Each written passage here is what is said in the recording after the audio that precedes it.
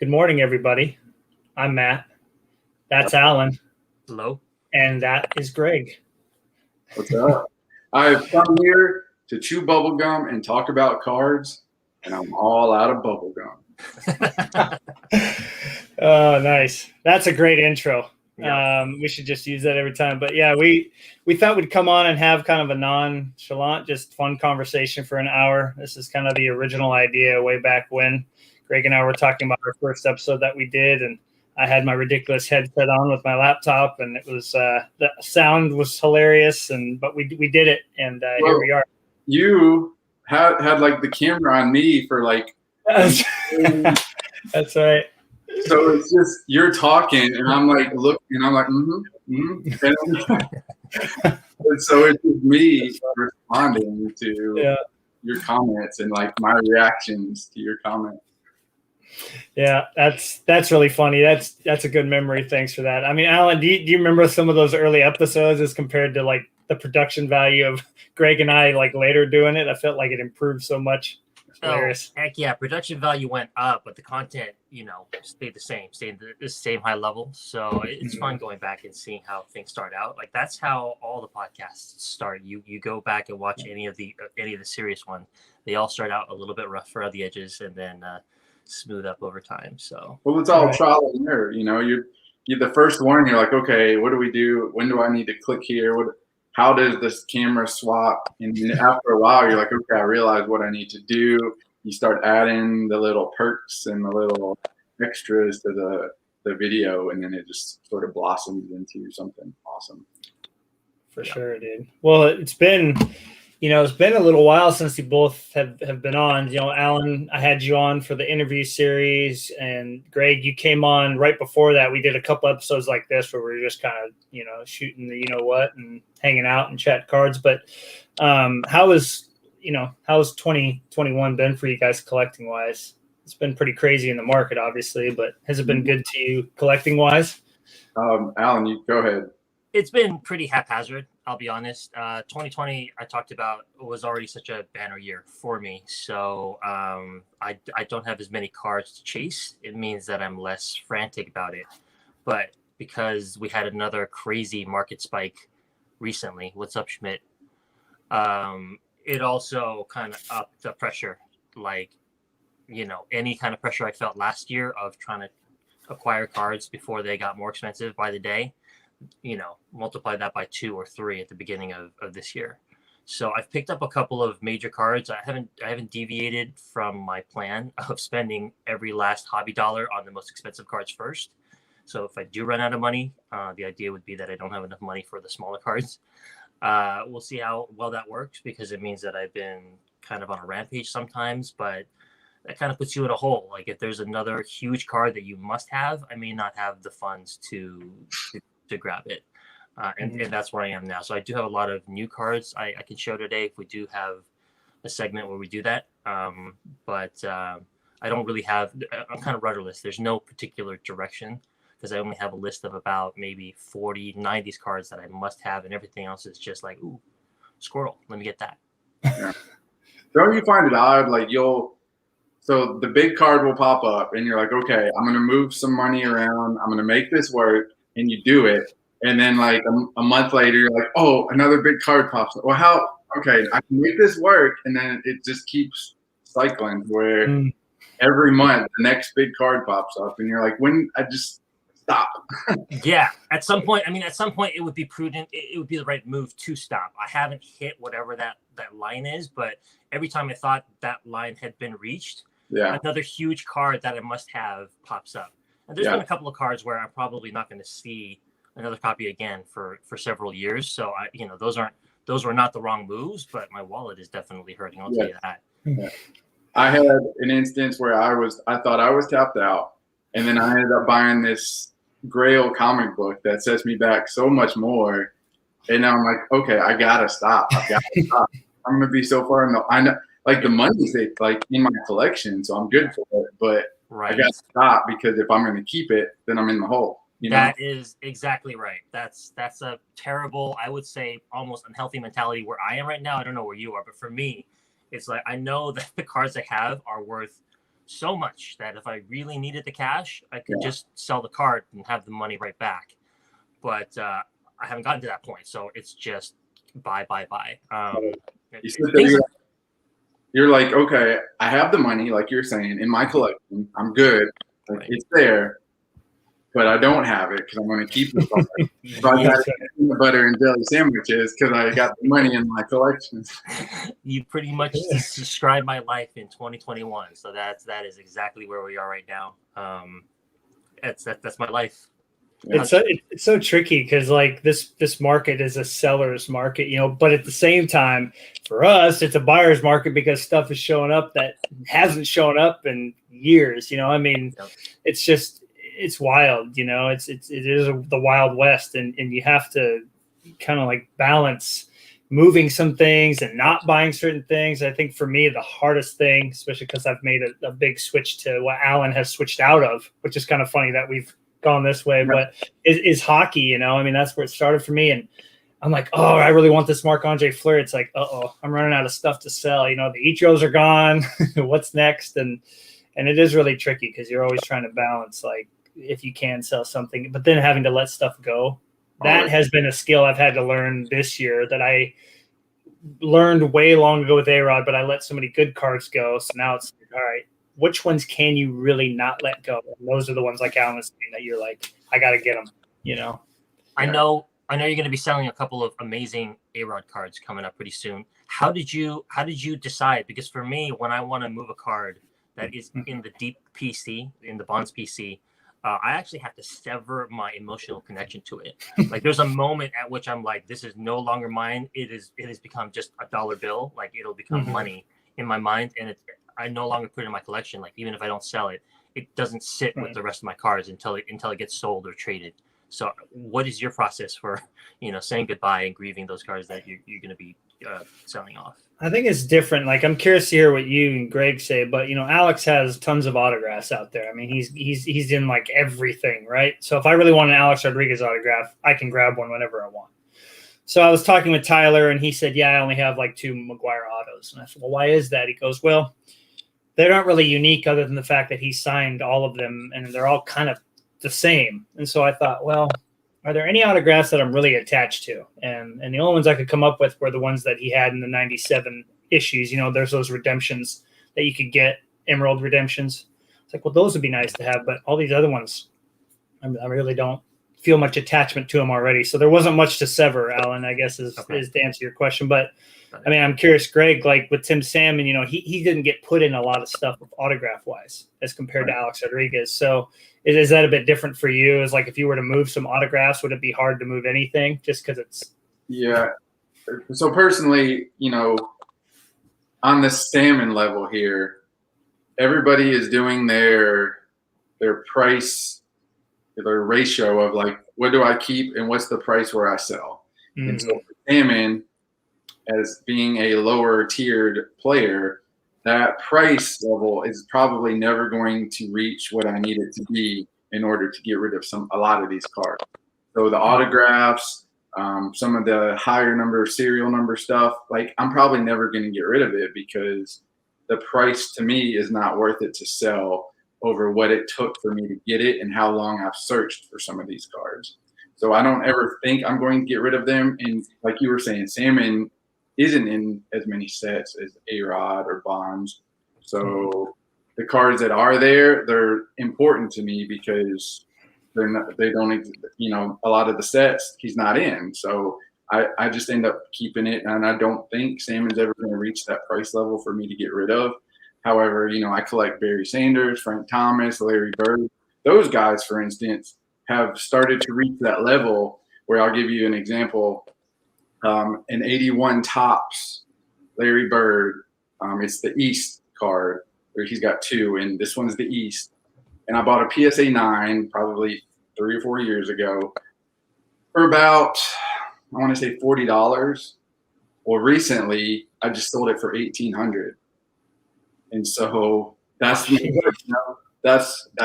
hit the price. Everybody's got a price. $1 Million Man, everybody's got a price. Mm-hmm. So Hold on. Time out. You waited, like, that's your price? You went from 40 to 1,800. I feel like somewhere halfway in there, I'd have been like, yeah, okay, who wants this? You know? Yeah. Well, I go big or I go home. You know, Good for you, man. Good for I'm you. either gonna get all the money, or I'm just going to keep my card. Yeah. You I know? mean, just like Tyler said, anybody wants to offer me a cool mill for all the A-Rods, hey, come and grab them all, baby. You can take the holographics. You can take the Quantum Leap, $1 million. Go ahead. Walk out the door with it. Yeah. Really? Price. You put the certain price on it, and you're like, you know what? You sell my wife. Yeah.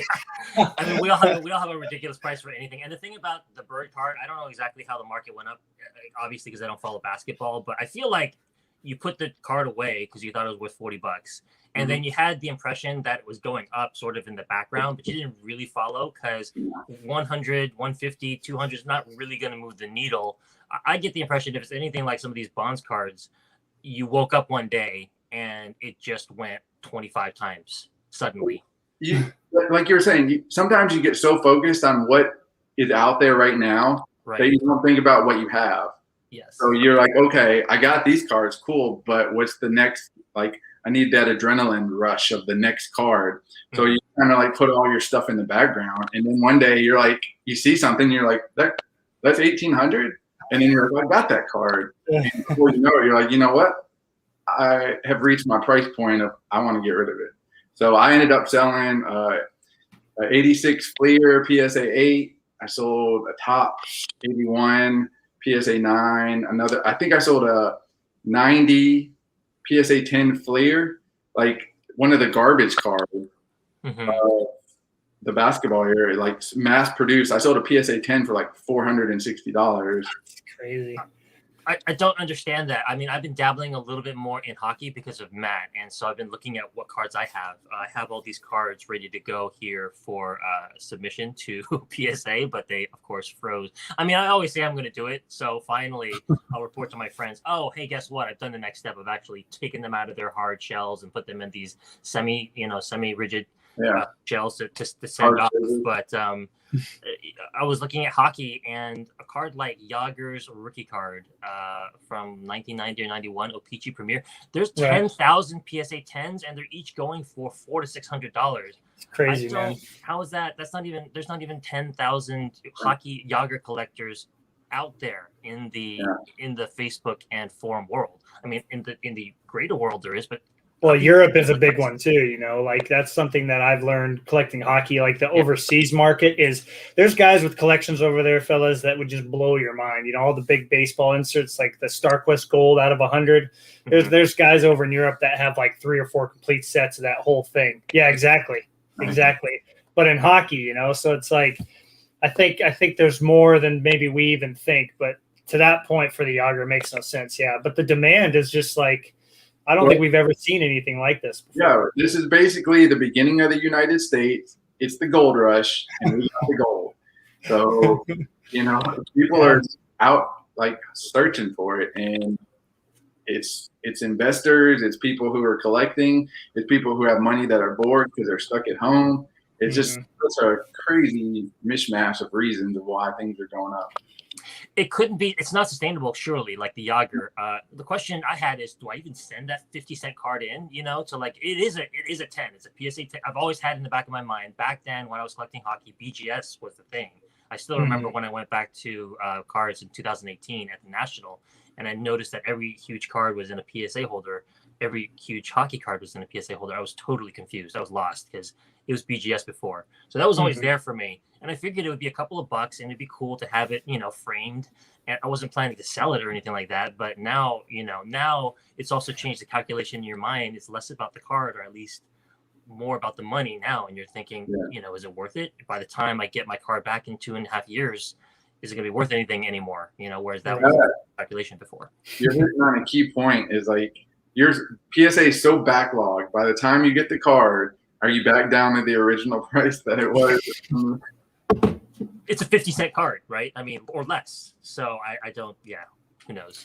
It's really been bizarre. I mean, since the last time the three of us chatted on the stream here, it's like we were seeing crazy things happening then. But you would think that it would die off, like especially this summer. People are going to start finally going outside again and doing things, hopefully. And will that drop off, or will it just continue to just keep going up? I mean, I don't even know.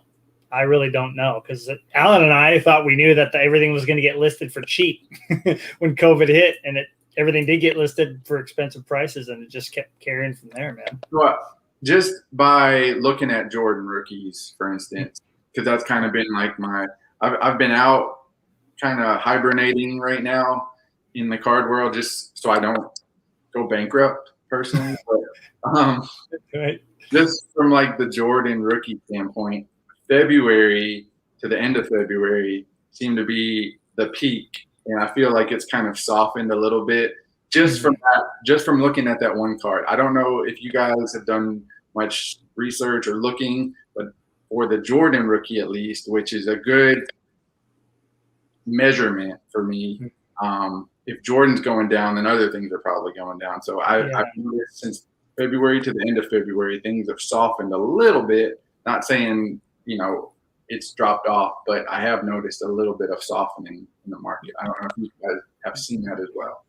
Yes, I have, for sure. Like, I use Griffey in baseball as the weather vane. Wherever Griffey is, that's like, okay, ultimately maybe Bonds will get there someday. I know that the Griffey guys also talk about that.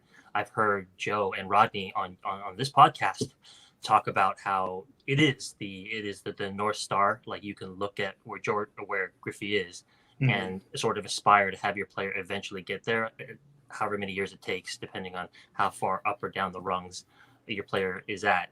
I also use now, obviously, the Jordan rookie card PSA 10 as the major weather vane. That is the card that tells us where the whole market is going. And in February, I think it topped out at $700,000 or something or more for a PSA 10. And there's hundreds, if not thousands, of those cards out there at that, hundreds at least. So that's a mind-boggling number. It's since dropped down to $400,000 or $500,000, which is a slight softening. I mean, when you're talking about that level, I mean, to us, it's $200,000 difference, but like to them, it's a relative softening, and who knows? Do you guys think there's going to be a third massive spike on the horizon? I couldn't even imagine the second one last year. Yeah, it's hard for me to think that's going to happen just because of the way where people are starting to get back into the swing of things of like normal life. So it's hard for me to believe that there will be another spike, but we've always been surprised over the last 2 years. So who knows what we're in for now? It's so hard to predict, because this market has been unpredictable the last year. So, I think for me, it's tough too, though, because I'm really keyed in on the markets of the guys that I collect. And so, I pay attention when the same big card gets listed 3 or 4 times. For instance, Alex, his SP, PSA 9 or PSA 10. That's a pretty good gauge for me of where his market's at, because that's his most desirable card, arguably. The rookie card, it's an iconic card. And I've always kind of thought, like, if the raw approaches the $100 mark, if you guys remember in Beckett, the A-Rod SP rookie was $100. Like, that was just where it sat for years in the 90s. It's not even close to there yet, raw. But his graded stuff is like far beyond anything that was priced that way. So I don't know. I mean, A-Rod's market right now still isn't very good, and which is really surprising to me. Alan and I have talked about this a lot. He's just as talented as Barry Bonds was. I mean, in a lot of ways. And, as Alan said, there's a lot of hate for him out there still for some reason amongst some of the older collectors. So I don't know. I feel like it's definitely gone some crazy places, but his hasn't. Bonds has gone bananas. Tim Salmon is out of this world. We won't even touch that. That's fine. Well, Bonds is widely despised, but he was at least beloved in San Francisco. Like, they're hardcore fanboys like myself out there, and we never left. We were supportive of him from the beginning, and never changed. Whereas A-Rod doesn't have a constituency. He's not beloved in Seattle, is he? I mean, I don't think he is. No, I think they're starting to forgive him. But as far as like, if you were to wear an A-Rod jersey to Seattle Mariners game, you probably wouldn't get a lot of love. I wouldn't think. I know he's not loved in Texas, and I know he's not loved in New York. That's for sure. So his only saving grace potentially would be Seattle, to have like a core base of people who would sort of, vouch for him constantly, but eventually, in my opinion, the talent is going to rise. And right now, I consider the A-Rod market to be severely undervalued. The guy was one of the greatest players of all time. I just don't understand it. But the market is not rational either, right? We've No. so many examples of irrationality, and it'll continue to be that way. That's why it's so unpredictable, because it's not like it's foretold, but that it's destined that it will ever be rational with regard to A-Rod. We'll see. You know, society changes, people forgive, time heals all wounds. So it's one of those things where if A-Rod is the bad guy right now and they're not forgiving him, well, pretty soon the bad guy is going to be in. And all it takes is some chain of events to where a few big people buy a few big A-Rod cars, and then everyone else hops on the train, and then you got an A-Rod spike. So it's just like with Bonds, you know, he went through the roof, and it just a certain chain of events happened, and then before you know it, A-Rod. And I feel like A-Rod is in that blowing up bubble of like it's about to happen. I feel like, and it will happen. I feel like so it's just one of those things. Like Salmon's not going to happen. He's my safe zone, but A-Rod, I feel like if you sit on those A-Rod cards, maybe 5 years, maybe 2 years, I feel like you're going to have a nice chunk there with A-Rod. Right. Well, you know, one thing too that I think we should consider is when we're talking about just the cards themselves, forget about the player. You look at any crossover to basketball, Greg, you've got a couple of 24 carats. Alan, you've got a couple cards that have the same card in basketball.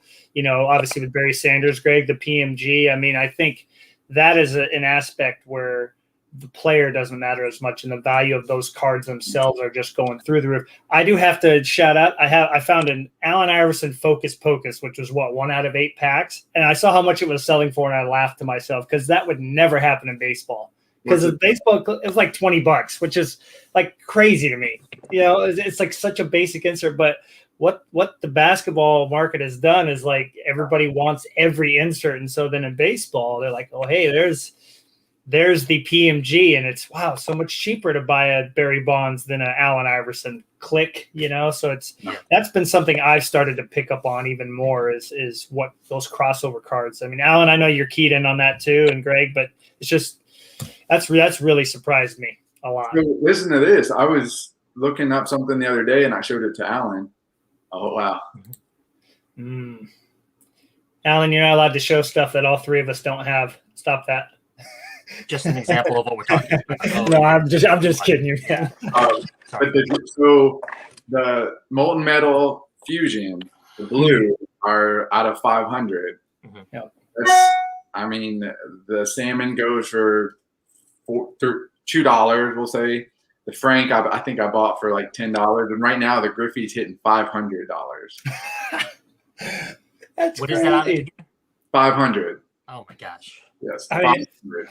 And the Griffey is going for about 400 to 500 ish, and that's crazy because I literally bought the Frank for probably $10. You know, it's crazy, man. I mean, I can't rationalize that other than everybody gets behind the hype of like that card is awesome, and the Kobe Bryant selling for like it's a basketball $700. Yes. But I have this equivalent, right.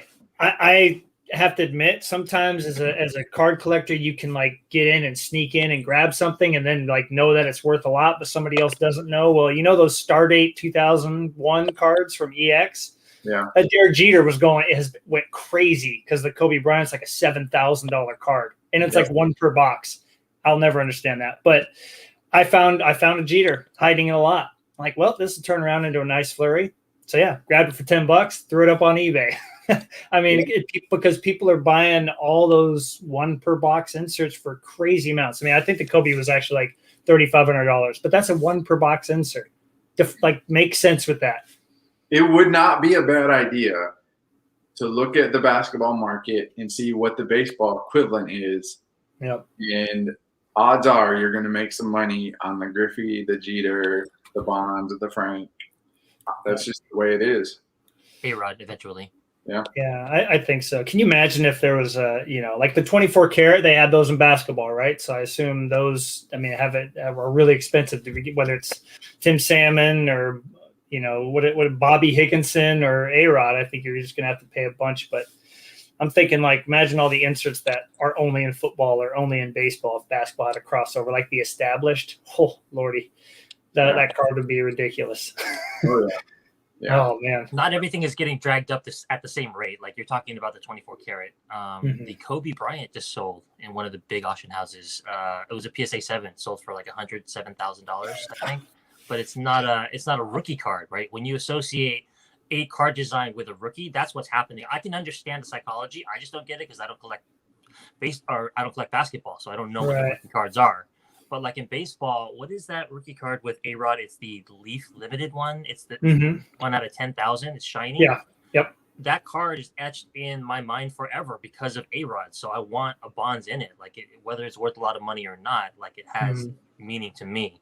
And I assume that, besides the investors, there's a lot of true basketball fans that were collecting in those days who associate the feeling of grabbing a Kobe rookie from like 96 or whatever. And that's why they want that feeling for other cards now, which I can totally understand.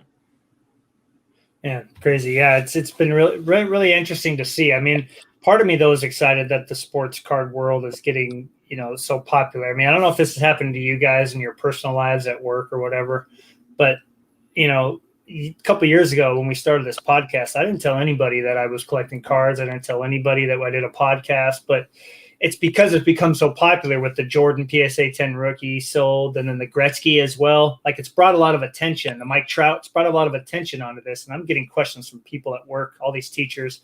Hey, is this worth anything? Hey, is this worth anything?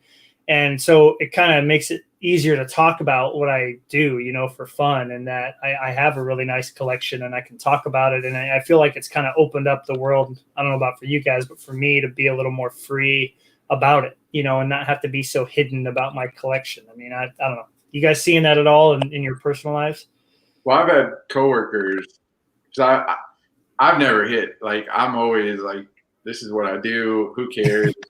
So, whether you like it or not. But I've had coworkers, because I've mentioned prices, and so they've brought in some of their stuff, and like I've been the evaluator of it. And I've had to break the bad news that their 90 Topps or 91 Fleer and Donruss are not really worth that much. Yeah. But yeah, I've seen a lot of people who normally wouldn't think about cards starting to like talk about it or tell me their memories or, what their experience was, even with like gaming cards. Everything that's a collectible right now is like raising in value. So, I'm thinking about like my Ghostbusters toys. I had the Ghostbusters headquarters. It had the fireman pole, and it thing's like $200 right now, and I gave it away at like a yard sale for $5. Everything is like skyrocketing. Right. I don't know if you guys are quite old enough to remember like 91 Marvel cards, but I always thought I had time to go back and buy them whenever, because they're nearly, maybe they're still worthless. I haven't followed the market at all, but there's a whole bunch of cards from like comics that I figured I'd have time to go back to from the 90s. And I suspect that if I looked at the prices now, I'd be like, it's just not worth it. I mean, every card is ridiculous. Yeah. I know that's true for Garbage Pail Kids. That's 80s, but still, I mean, it's if you get it graded, it's supposed to be unaffordable pretty much for regular people. There's one set that has yet to raise in value. Greg, do you know where I'm going with this? There's one set of cards that just hasn't quite hit the peak. I'm waiting for it to happen. I've got a sealed box of these cards, and when the market goes crazy for these cards, I cannot wait. I think you got 48 packs. You can sell each pack. You can grade each pack, sell it for $600 a pack. He got you started in investing in wax, huh? Yeah, I mean, I've been waiting for Greg to come on the show and having a good segue into bringing up. I'm sitting in my car and I get my mail and I see this big box. I'm like, oh, somebody ordered me like a hockey box, because we had been talking about a certain one.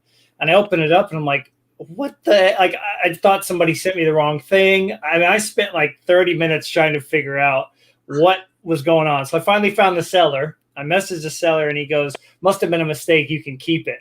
And I was like, okay. And then it just hit me that we had talked about the Hunchback of Notre Dame over Independence Day when I was a kid. And I know Greg was involved in that, and it just all of a sudden it all came together. And I'm like, that son of a gun. And it's been like the running gag, and my hockey friends are like, hey Matt, how's that Quasimodo PSA 10 going? Like, oh my gosh. And so I've ordered a curio cabinet. I've always wanted one for displaying cards, and I promised Greg that on the bottom shelf, not on the top because that's pushing it, on the bottom shelf front and center, there's going to be a Hunchback of Notre Dame sealed box. Yes. So for you guys that don't know, I bought Matt like a 48 pack box of Hunchback of Notre Dame, like Disney cards that came out in 92 or 93. I think you got limited puzzle pieces. You got limited finger traps. You got puzzle cards. You got so much to do in 48 packs. I mean, I want a Quasimodo like back hair relic or something like that. I was hoping there would be something like that in there, but I don't think it exists yet. So there might even be tattoos. I don't know. You'd have to check. That's pretty awesome. As much as I want to open it, like, and do like a big live break or one pack per day, having it sealed is just, it's such a beautiful display. You know, so when people come over and they look at all the flurries and A-Rod, they're going to say, why is there a box of Hunchback Notre Dame cards on the bottom of this shelf? I'll tell you what. And honestly, when you have a sealed box, there's that like aura of mystery. Yeah. And, like, what's in this box? You know? You see it at the card shop, and you're like, it's an unopened box. There's so much hope and promise in this box. Yeah. You open it, and you realize you got nothing. You're like, this was a waste. But when it's not open, it's so heartwarming, and it's like, this is where the mystery of life is. It's like part of every baseball season. Those kids that were 4 years old in 1992 who grew up with Quasimodo, they're not quite of age yet. So when we get there, you never know. You know, you may have just hit the jackpot. They're in their mid-20s, man. They ought to be recognizing what they're missing out on. Yeah. But I mean, I can't imagine the print run is that massive, you know, because by then, well, I don't know. That was in the middle of John Wax. So. Yeah. But, well, I mean, this is actually an interesting segue. I don't know. I don't look into unopened wax a whole lot, but I will tell you this. A dream of mine is to, with my dad, open a box of Emotion Hockey, 95, 96 Emotion Hockey. We've talked about that set, Greg, and it's got the sayings on the side, not the one with the borders, the little foil stamp, but the other ones. So 2 months ago, a box went, and I could have got it for like $80, and I didn't pull the trigger. I'm like, I don't know. There's really nothing of value. It's more of a memory. I'll pass. So one went up for auction last night, and I was like, okay, I have a good chance at this. It's auction. It almost ended at $200. And the value in that box is maybe a third of that. So I'm like looking at this is going to a completely new crazy level when it comes to unopened wax. And I don't know if you all have checked any 90s boxes, but they are insanely priced high. And so, yeah, anyway, that was just an observation I wanted to make. I mean, that's gone really crazy. Well, yeah, I mean, I had a feeling because we used to do the 90s breaks, remember? Yeah. And we're out like the price. We're not going to be able to pay those kind of prices for like opening the packs and getting the players, and it's at a crazy level now. Yeah, I mean, you're talking about junk cards basically. Just because the markup is so high, if you're able to get a PSA 10, you've struck gold because people will buy anything. I feel like. Right. Yes. Yeah. Right. Yeah. I mean, it's just one of those things too. What I don't understand is you look back at, I have that, remember that magazine I showed you guys, the sports card magazine where it had like the top 10 and pictures and whatnot. Mm-hmm. It had prices of boxes listed in there too. So you'd go to like Emotion Baseball, it would say like $75 for a box, and you know, you get some different things. But even the really high end boxes were only like $150, even though you had a chance of pulling like a $1,500 Griffey. So like, it doesn't make, there's no correlation. Like the odds, you got 95% chance of getting nothing out of a $500 box of cards now. Yeah. I mean, you're coming at it from a few standpoints. You're either looking at people who are like, this is either going to be PSA 10 cards, or there's people with a ton of money who's like, I can gamble and hope for a huge insert. Right. You know, one of the two, or just people who don't know what they're buying. And that's the third, I guess. That's a good point. Yeah, like trying to pull a Mirror Gold from '96 Select is a fool's errand, right? I mean, it's just not going to happen. It's just not going to happen. But now with the new calculus of potentially pulling a random base card or a common card that you can somehow get graded back in the day for a PSA 10, that actually makes boxes. Maybe they've gone up, but probably makes boxes a better value now than they were back in the day when you had one card or two cards in the entire set that you needed to hit. Maybe you didn't hit it, you were finished. You're down $1,000. I mean, yeah, this basically covers it, I think, right? But yeah, no, I don't even remember that. That's a reference. It's a bygone era. But you're right. No, it's just been crazy. But I will say, on the positive side, I think because the popularity is so high that we've all had a chance to grab some cards for our collection, or comics for that matter. That, you and I were talking about this the other day, Greg. You never would have thought that you'd have a chance to actually own that comic, and it's just kind of been a perfect storm of all these things getting listed and being able to move some Larry Birds for ridiculous amounts when you only paid $40. I mean, it's been like a perfect storm for us that are wanting to. I mean, I've added some cards over the last year since COVID that I'm just like, holy smokes, just take a step back and you look at them, you're like, it's been a good year. Like, it's been 10 times better than any other year I've ever had. So I think we're all in that boat. Yeah. Like you were saying, it's a seller's market, but it's also bringing in stuff that we've wanted. So yeah, we're paying a little bit more for it, but to us, these are things that we've been looking for, things that don't come up very often. So it's one of those things like, yeah, I'm going to pay maybe 2 or 3 times, but when am I going to see it again? When is this going to come up? Like, I'm still looking for the Salmon Prime Choice Reserve. I can't believe that. And I'm hopeful that 2021 is going to bring it, and all these people are going to go into their closet and be like, hey, I remember I used to collect cards, and then throw up that Salmon so I can buy it. Is that the only one you're left with, Greg? Sorry, Alan. Was that really like we used to joke about that card all the time, Alan? You know that, right? We always used to tease him about that card. Is that everything else has been crossed off the list? You got the little, like the Bowman Chrome Golden Anniversary Refractor. You got odds and ends of that stature. I don't expect to ever see them. If I do, I'll probably buy them. But like, the biggest serial number card is still the Prime Choice Reserve, because there's 100 of those things, and I don't have one. Well, I hope basketball doesn't have one of those cards, because it's going to affect prices. I mean, just to tie it back to the PMGs that you were talking about, I tried to get a Jeff Kent 98 PMG that Greg linked me to. It's awesome. There's a cable car in the background. Kent is grimacing mid-throw, action shot, diving to the left. And I put out a bid for $250 for Jeff Kent and lost for Jeff Kent. So I hope he's not watching this. Sorry, Jeff. So when Salmon shows up for any of those big sets, regardless of which of those big sets, right now in this environment, it's going to be a lot of money, regardless, right? I mean, on an absolute scale, which is a shame. I mean, those Prime Choice Reserves are still. They're affordable. Okay. I'm thinking the Prime Choice Reserve Salmon is probably going to hit $40, but if certain people are bidding it, it could be $150 or $200 card. And you're going to pay it. I know you will, just to get it. That's right. You better. You would pay it too. That's the thing. Like, don't delete this part of the episode, but we all know that would happen. I know. Yeah. I put it. You have to see the card though. It was such a card. It is an awesome card. Absolutely. Yeah. One of the cooler baseball cards. As we were talking about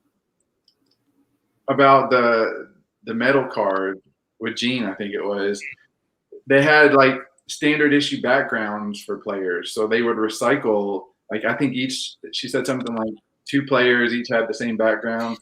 But that is a San Francisco background. That is not something you can put on a Texas Ranger card.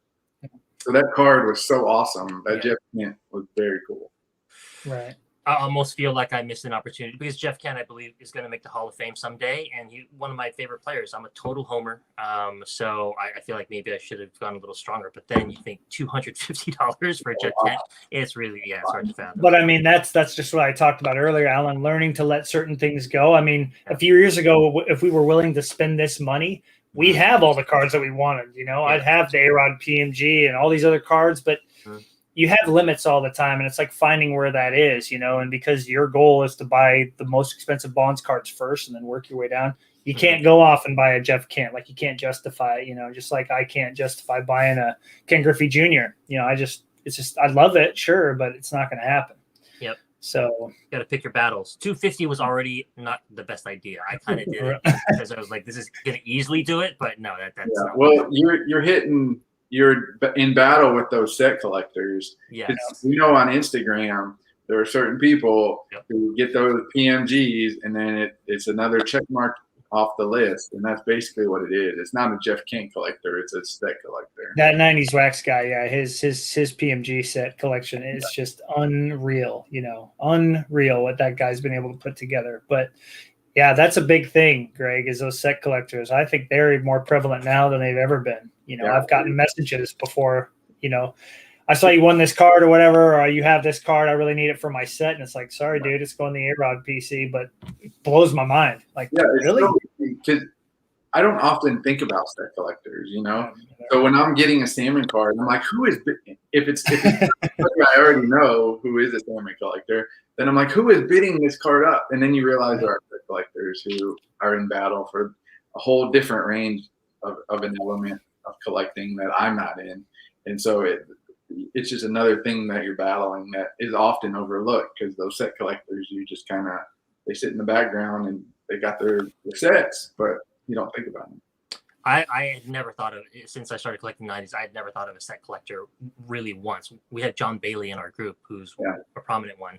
But he shows cards, but he doesn't often show like a whole set, especially of a set which has a Bonds that I really need.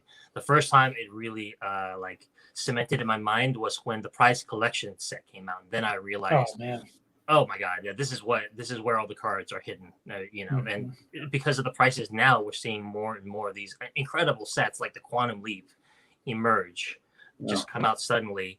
We had enough trouble finding one card from that set.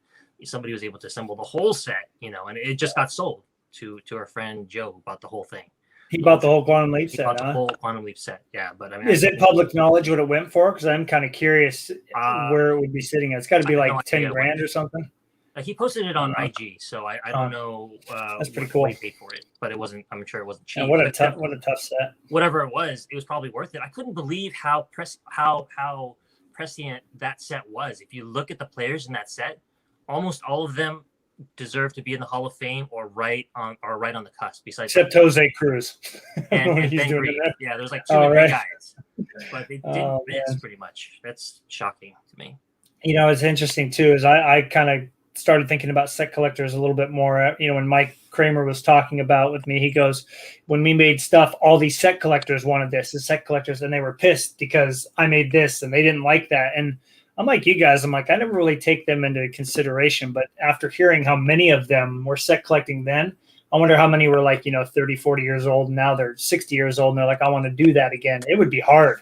It'd be so hard to set collect nowadays, like inserts and stuff. I'm like 20 cards away from the 97 credential set. So close. And but the problem is I need the Jeter, I need the Bonds, I need the McGuire, and I don't want to pay $500 now.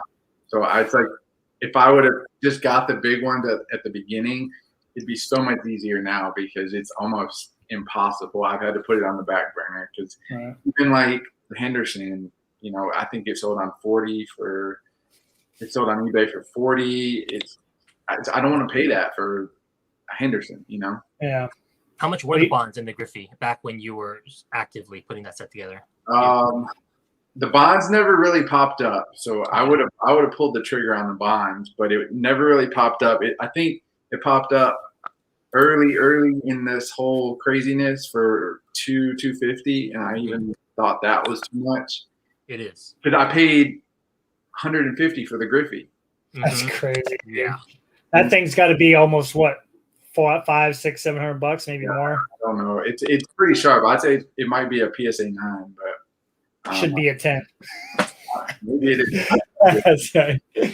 Oh man, yeah, that's if you would have been able to achieve that before this went crazy, you'd be sitting on a bit of a gold mine there, dude. You know, It's on the back burner. I got a lot of the big guys, but it's on the back burner just because the bonds, I think, hit like 400. There's the essential. That's the medium. Oh. That's the medium tier of this card that you're talking about. yeah. I picked this card up for like $400 when I started. I think It's way more than that now. it just Yeah, good. just sold for almost $4,000 a couple of days ago. Jeez. Well, hey, Alan, if you ever do sell the Bonds collection, can you buy us tickets to Hawaii at the condo we're going to be staying at, or the whatever, for the hot tub and everything? Please send us an invite. Yeah, absolutely. Yeah, That's the exactly. plan. Greg, did you happen to get any show pieces out to show the camera and the folks some cards? Because I know we're at about 45 minutes, so I figured we should give ourselves a few minutes to talk about some cards. I mentioned it a little bit ago, but I actually didn't even have the regular version, which this is the golden anniversary. It's not the refractor, obviously, but it's the regular out of 50, but I didn't even have it. I recently got it. I need the refractor, which is number 5, but that was a big get for me just because as a salmon guy, I've kind of been stagnant. So to get that one was nice just because it is a highly recognized card. It's the base version. Obviously, I want the refractor, but it was nice to check that off the list. That's huge, and That's it's a an big one. incredibly difficult pull. It's just the fact that it sits next to maybe the most difficult card to pull in the 90s. That's why it sort of pales, but that's massive. I mean, I can't imagine what would happen if the Bonds came to market.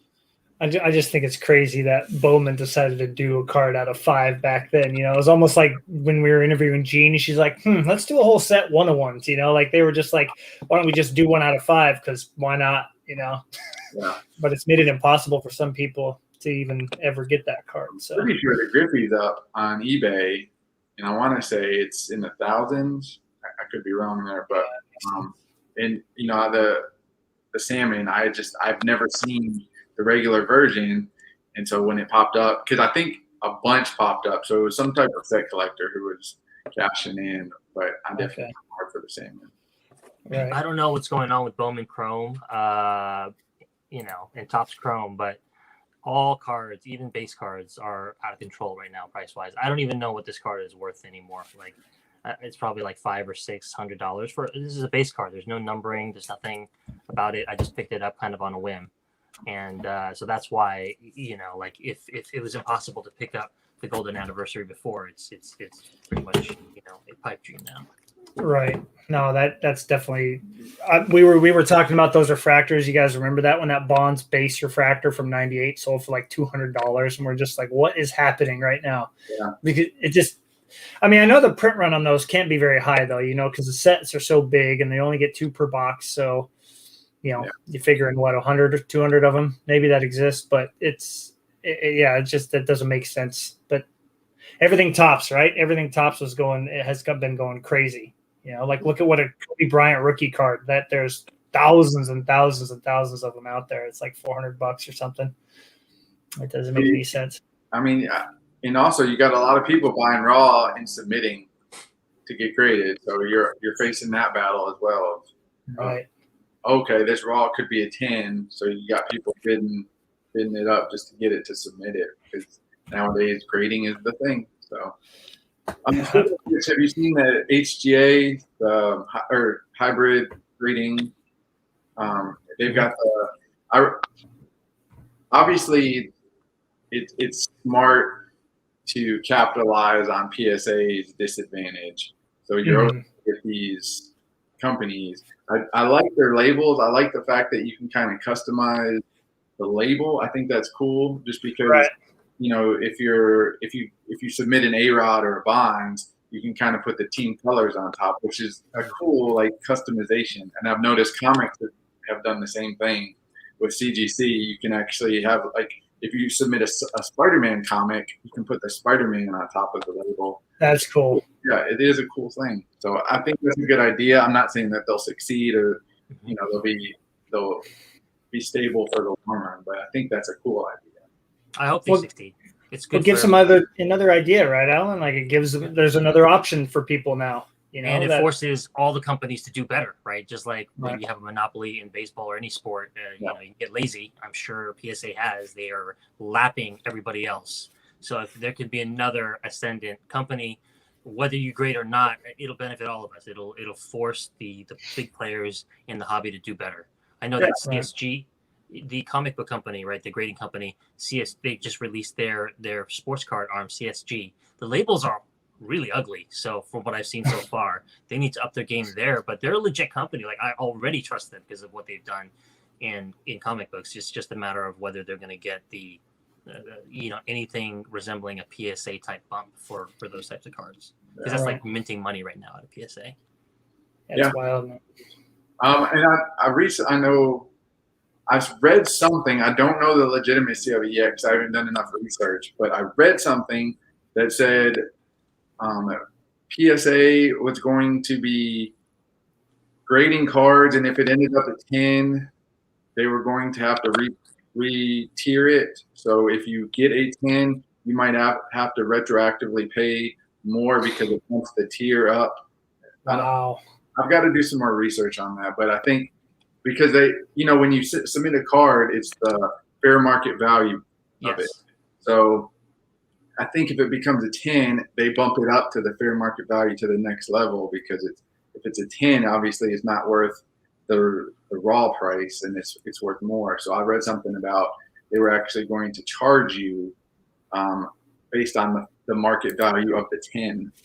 Wow, you would almost have to like put all your eggs in a basket for that. Like you'd have to send in a Kobe Bryant Topps Chrome Refractor, like knowing it's gonna 10, and preparing yourself for that price jump. Like it's gonna suck for a lot of people, but that should clean up a lot of the people that are trying to just send in base cards and over and over and over again. I don't know. That's what I would think. I think they're doing that to lower the submissions. Crazy. And I don't take this like for the Bible, because I'm not saying it's true.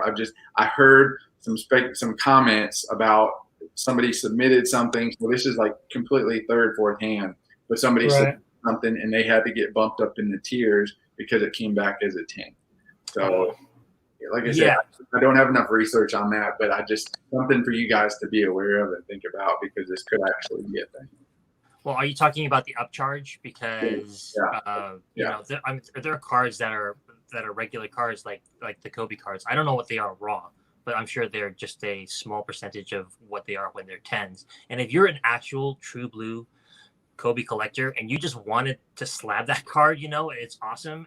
You paid like $50 for it, and then it comes back at 10 and it's worth, I don't know, whatever, $50,000. It's gonna bump you up to whatever the tier is for submitting cards for $50,000, and that is going up over time. From what I understand, the fortunate thing is they ask you ahead of time. They're like, this card is now a PSA 10. We're gonna charge you as if it is worth $50,000 because we think that's how much it's gonna be worth when we send it back to you. Do you want to pay it? And if you don't pay it, then they say, okay, that's fine. They just send you your card back raw. So, can I just get an authentic case? Yeah. Well, because then I would be like taking screenshots of the email, like, well, by the way, PSA said this is a 10, but you're going to have to do it. Like, can you imagine people doing that kind of stuff? A whole new can of worms. You like get a card and the PSA letter on your eBay purchase. Like, here's your card and your PSA letter. Like, I didn't think of that. That's brilliant, Matt.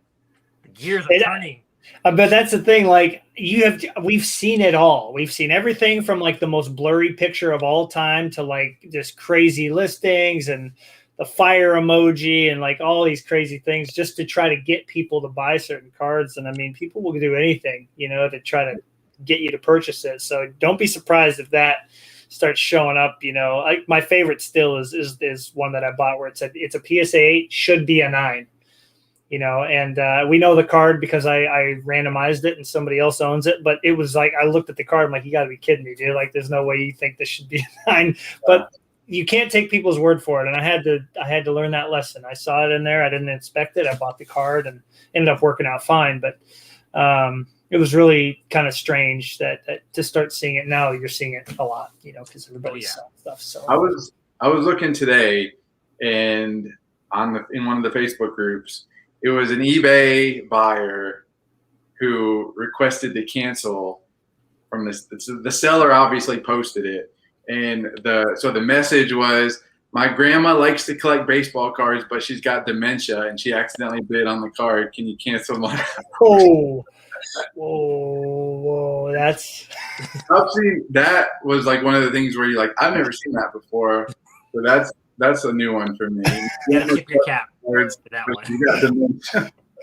I mean, because that person's already used the I'm in the hospital. I accidentally bid when I was drunk. Like, they were pulling all of the, like, what have I not used yet? Pull it out. Dementia, grandma. Okay, going with this one. Grandma collects cards, but she's got dementia. I mean, that's that sounds like something Ryan would make up just to be funny. Like, that's not something that would actually happen. And it really, I mean. Yeah, I had to leave the scammers group because it was just too much. Like, there's so much of that out there. And I'm like, I'd rather not know, like, blind eye. You know what I mean? That's funny, Greg. Yeah, that was an insane thing for me to see. Well, I don't have too many here, but Alan, I do for you. And I think Greg will appreciate this too. Hockey having the Upper Deck license, they have the ability to kind of bring some retroactive designs back, right? And Alan's always talked about how much he loves the MVP superscripts. I know that's always been a card that you really, really like, Greg. I know you like that design too. So to see hockey still doing it, this is from 15-16, but to see hockey still doing it is pretty cool. Because it gives you like the retro feel to the card. Yet my lighting is not very good, but it's out of 25. And for hockey, I think that's part of the reason why I've been pulled in so easily is there's that connection with baseball. You know what I mean? Like, I love the MVP set. We all love the scripts. Like, those are awesome cards. But then, seeing refractors too, I think hockey did a good job. This is one of the last top sets that were ever made for hockey. This is the Pristine. I think we all know that set. Oh, yeah. The Pristine gold refractor out of 33, and it's got like the finest deckled edge all the way around. I mean, there's a lot of similarities to baseball, so that's what's been fun for me is I've been able to find cards that kind of like tie the two together. That last flurry is my favorite flurry in your entire collection. Thank you. That camera doesn't do that card justice. No, I got to get the lighting like over here. You go, see, you got to get it like over there. That's close. That's about 2% of how it actually looks. Yeah, like those. I think you have the Glass Now Finest 93, or I think it is. Oh, the Superfractor, yeah. That's like when you tie something that we covet so dearly to modern or a different sport, like, it really adds an extra dimension to collecting, because you're like, I love this and I'm into this, and then you mix them up and you're like, this is a whole new element of awesome. Absolutely. Exactly right. What you described, Matt, was the inverse of what happened here. The reason I like the 99 and 2000 super scripts and gold scripts so much is because I collected hockey in the mid 2000s, in the mid to late 2000s, and they're still doing these sets. So I actually knew what the point of them. The point of them is that they're supposed to be cheap, that they're for kids, and that nobody really pays attention to them. They're considered a low-end set. Nobody really asks for them. Back in the day, on the forums, but the fact that I could see my guy in one of the precursors to that set back in the day, it just kind of blew my mind a little bit. I loved it. I don't know where that came from. And Platinum Gold may be up on eBay. No, he's the one. He significant traded me he bought the Platinum Gold, traded it to me for the Vlad Quantum Leap and the Vlad. It was a Upper Deck die cut. I can't remember which one it was, but yeah, he traded it. Speaking of significant inserts, he hooked me up via Matt with this crazy card here. It's the Sports Illustrated 98.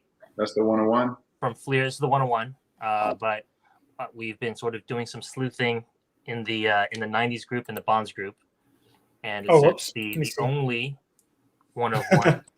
Is it in quotes, Alan? Is only in quotes? The only one of one, but we've basically almost certainly confirmed 4 copies of this already, just of the Bonds. What? So another Bonds guy posted his. There's one right now being sold by Samantha State, and then there's a very, very prominent, well-respected Bonds collector, sort of mysterious, who also is supposed to have this card, which is kind of crazy. I mean, that is just wild. I mean, because part of me thinks, well, the front looks like the version numbered out of 500, so it looks like somebody bought like an unnumbered version of the 500 and stamped it with a purple 101 on the back. That's what it looks like to me, but I don't. I don't know. It looks like that. I think they came out of the factory this way, but they must have been replacement cards. I think the hobby already recognized that there was 2 of every single player, pretty much. But the fact that we've confirmed 4 of Bonds is a little bit worrisome. It is kind of crazy. I guess for me, my last thing I want to show is I got a question for both of you. I mean, Alan, you don't dabble in the modern nearly as much. I know Greg with Barry Sanders, you kind of are playing both sides, right? You look at some 90s stuff, and then you might like grab a modern one from Panini or whatever. Even with Bird, Bird as well, right? So, and Alan, I know you being in the hockey market before, so you have a kind of a familiarity with it. It is cool to see that there are people who are still. The companies are still like trying some cool new things every now and then. Like I'm sure you see the downtown inserts you showed me. Oh my gosh, did those look amazing? Like the Barry Sanders you sent me. And but it's been cool to see Upper Deck. There's a couple of times you see a card where you're like, I've never seen that on anything before, and I think this one right here is an example of the Overshadow Flurry. Like I've never seen a card like this before with like the blue ink on it. It's just. Every now and then Upper Deck does a card where you're just like, okay, that is incredible. And I'm going to pay what I have to get it. So, Topps is lacking in that department is because you get the red, the green, the blue, the purple, the superfractor, and then that's it. But Upper Deck and Panini are still like, hey, we want to produce something that looks just amazing. We want to like blow your eyeballs out of your sockets. Right. Topps doesn't want to do that, unless you got a Babe Ruth who looks like a Jack. Have you seen that card from Project 70? Yeah. Oh, it's an atrocity. I have no idea what I'm looking at. It looks like a baby Hulk in a diaper, sort of, on a garbage card with a regular Babe Ruth face like superimposed on it, like somebody just slapped it on at the last second because they didn't feel like animating it. Okay, somebody must collect this, so I don't want to denigrate it too much, but it was terrible. Yeah, horrible. Yeah, that's so terrible for sure. And I think Topps is just making too many sets. I think if you were to tone it back 50%, you'd get some really, really cool cards to come out of there. And so that's with Upper Deck. They don't release a lot of hockey stuff, maybe 10 a year, 12 a year now, because they added Metal Universe Retro, which is going to be amazing. They're bringing back a lot of cool 90s inserts. But imagine if baseball had that. I think that all the time when I'm collecting hockey right now. Imagine if Upper Deck made baseball. Here's a retro set from 2006 and 7. Oh. Jambalaya. Yeah. So originally, I think it was 98, 99, and then 2006, 2007. And then you got, I think, 2013, they had some Jambalayas as well, which I showed you the Flurry. Yes, I know. I didn't even realize he had one. I'm worried if it ever comes up, if it's like a decent buy it now, I'm just going to just click it because they're going crazy right now. Even Dr. Doom has one, and I think that goes for like $300. Holy smokes. Yeah, it's insane. Is that your number one want now? I've looked at some Dr. Doom cards and been like, cool. One day you will be mine. Jambalaya, the retros were popular in hockey even back in the day, in 2006 or whenever it was that it came out the first time. I mean, it was already considered one of the iconic 90s sets. That's one of my first contacts with 90s as a thing. Was that there was a small contingent of people in 2007 and 2008 who were collecting 90s stuff. I mean, like 1 out of every 100 people were collecting 90s back then. That's why they were so cheap back then. I mean, the demand is so high for them. Oh, yeah, there's a little retro action. That is a retro one, right?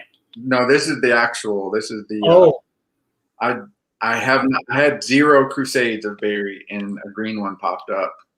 So this is a pretty big edition I recently got. Well, that's different than the baseball one, is it not, or is it the same? That So, design. I believe they are. Honestly, I think they are the same. I don't think there's much difference on them. Okay, because I know they did a retro one. That's why I was like, that looks like they did one that looked exactly like that. Yeah, I've got a Larry Bird from 2000. I've got two Larry Birds. I think they were 2013, 14, 15. Okay. Around the era. So they did some retro stuff with that, but that is a legit 98. Ah, there it is. So they used, in my opinion, I have the Terrell Owens green as well, and in my opinion, they use slightly different technologies in baseball and basketball, in baseball and football. In football, it's more of a matte finish. You got foil board, whereas this is like sort of crystal glossy and perfectly silky smooth on the outside. So there's a difference, in my opinion, how it plays. You're right. You're right. There is a difference because I remember we talked about that actually. We compared the two because my salmon does look a little. I don't know if it's clear. It's just it shines differently. So you are right. Yeah, there is a difference. And it's the same case. I've always been trying to describe the difference between hockey's Mirror Gold from '96 and the Mirror Gold for baseball, and it's different. I've always tried to come up with the words, and the word I'm trying to come up with is that this looks like what '97 looks like. The gold in terms of how perfectly smooth and foily and wet the surface looks, whereas baseball is a very wavy foil board, which I got to appreciate when I was recently down at my dad's looking at some cards. And that card, I have to look at my 24 karat again after I get it out of its horrible case, because right now the Mirror Gold is the most beautiful card in my collection when I put it under light. Like I just can't stop looking at it. It's absolutely mesmerizing. But the baseball is like kind of covered all in gold. Yes. Right. And the hockey and the other sports are like it's got some gold, and then the other like the outer rim it doesn't seem good. Well, the hockey, Alan, you and I talked about this, Greg. I think we mentioned we were in that group chat there. There's way more of the hockey that pop up than the base than should be. Like a supposed print run of like 27, I have seen half of that of Tebow in the last year, Jocelyn Tebow. So there is something fishy going on there for sure. Yeah. So I think I wish there was a way that you could tell the difference between a legitimate pack pulled and a backdoored, but there's definitely a something going on there. But they do look really, really nice. I mean, that was my very first Tebow card I bought. BGS 9 for like $15. I couldn't believe it because I'd been looking at the A-Rod at hundreds of dollars over and over and over again. Yeah. It's just, I don't know. Is it the same in football, Greg? Are they pretty spendy on the football side of things? Yeah. The Barry is hitting like right now between 2,000 to 6,000 for the Mirror Gold. So it's not like football, but it's still. Even the Barry is around 2 to 6 for the Mirror Gold. Is Barry like the Barry? Like is he like where Barry Bonds is in baseball? Is he like the third or fourth highest guy? No, Barry is the guy. He's the guy. Yeah. So you got Favre and Peyton. Peyton obviously sells well during his rookie year. Favre is the big seller, but Barry's kind of like the one. And Emmett sells good too, but I would say Barry is like the Griffey of football. Interesting. Which brings me to this card, which I want to show you guys. This is a Leaf Rookie and Stars. I'm taking it out because I'm going to show you guys something cool. It's numbered to 25, but what they did, there's their crazy Donruss Leaf thing where only the first 5 have an autograph. And that's cool. So it's like the whole jersey, awesome. And it shows you what the jersey that it was taken from. Only the first 5 are actually autographed. So it's one of those confusing elements where it says it's 25, but in reality the first 5 are autographed. And this thing popped up, and I buy it now. There was like starting bid or buy it now, and I was like, nah, I'm just gonna buy it now because it's one of those cards. The Pulse sells for crazy prices because it was one of his rookie year cards. But that card, you don't see him, and you just don't see him when you look on like sold prices like that card for any other player just really isn't there. Wow. That reminds me of like one of those glove cards in baseball where there's an autograph version and a non-autograph version. It's really hard to find the autograph version. And it's also another example of where a sticker autograph actually looks better than a hard signed autograph. So Right. That is one gorgeous autograph. Yeah. So if you don't do your research, you assume this is out of 25. Right. Right. You're like, oh, there's 25 autograph cards. It's one of those where you have to know what's going on, like the fractal materials and I think the prime numbers. You have to know what's going on here with the serial number, or you're just going to be blown. You're just going to lose money. You're not going to understand, or you're going to assume that there's 25 of these when there's only 5. Yeah, I imagine some people didn't bid on that because of that fact, right? I mean, yeah. I mean, you look and you see there's 25.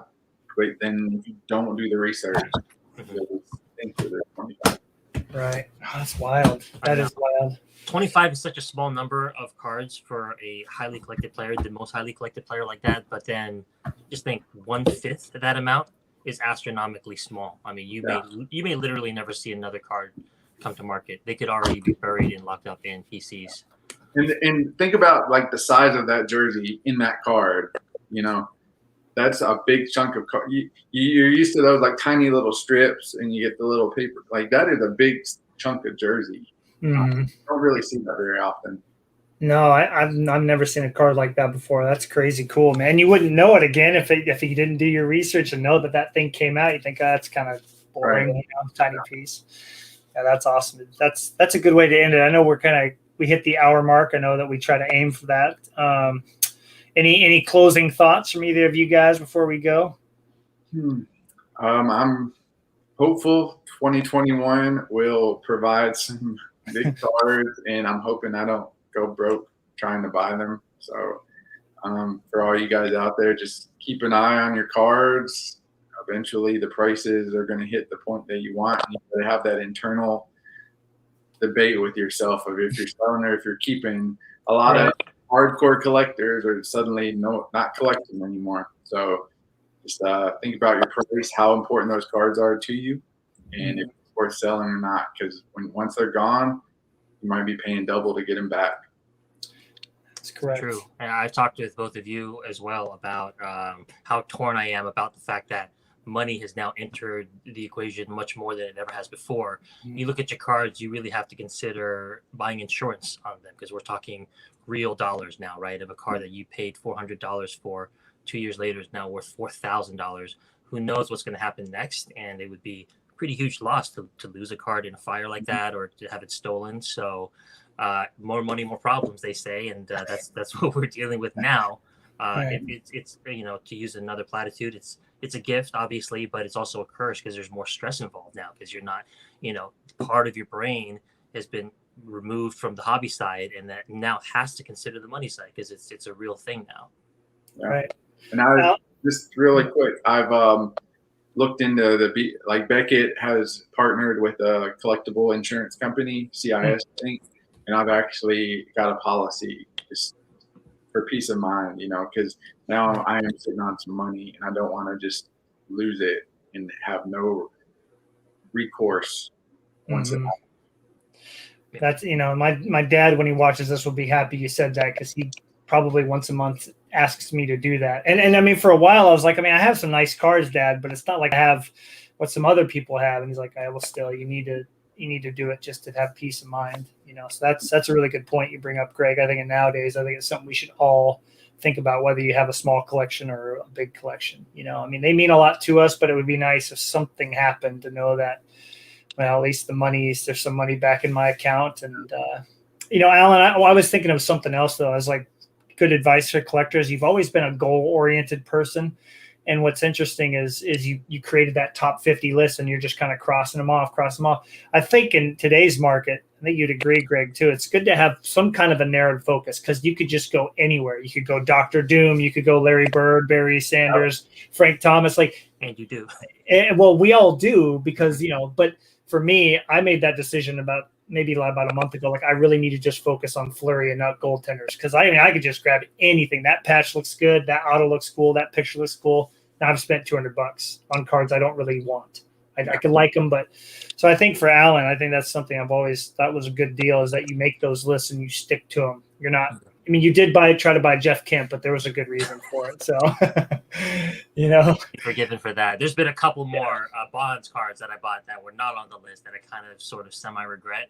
The thing now is that you look back on almost every card that you regret buying of Bonds in this case, and it's more expensive now than it was before. So then you're like, okay, well, I guess it wasn't terrible. I still don't like the card. You know, I could sell it for more now, but it's just really hard to get rid of a Bonds card that I don't have a double of. So sure. I totally agree with you. My instincts and my the devil on my shoulder sort of forces me, or it causes me to sometimes buy cards I shouldn't buy. They're not part of the focus list that you're talking about. I'll still do it. So it's good to have that to come back to, sort of to pull me back. For sure. Well, good advice from both of you. Greg, I know you got to get going. I got to get going. Alan's got stuff to do. It was awesome having you guys here. I guess we can tell everybody we're planning on doing this, the three of us, once a month, kind of make it easy on us to be able to make it. Maybe we'll surprise you with an earlier one, maybe not, but you'll be able to see Alan and Greg's beautiful faces on here once a month. Look forward to that.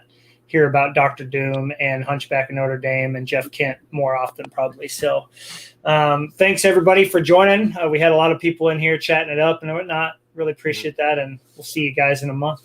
Been a pleasure. See you soon.